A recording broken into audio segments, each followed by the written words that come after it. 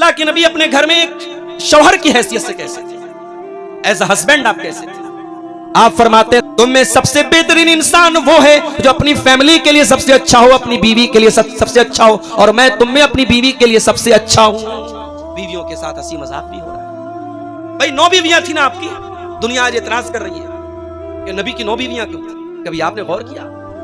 नबी की 9 बीवियां 9 अलग अलग कल्चर से हैं।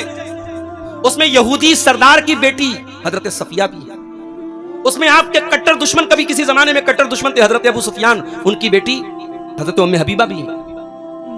उसमें आपके फूफी की बेटी हजरत ज़ैनब बिन्त जहश भी हैं। ये 9 बीवियां जो आपकी हैं, अलग अलग कल्चर, अलग अलग खानदानों से इनका ताल्लुक है। जाहिर है हमारी एक बीवी होती है, हम बहुत सारी चीजों में उसके साथ लड़ते हैं, झगड़ते हैं, नोक झोंक होती है। ये 9 अलग अलग कल्चर से आई हुई बीवियां हैं। नबी ने कितने सब्र और तहम्मुल के साथ उन बीवियों को रखा होगा।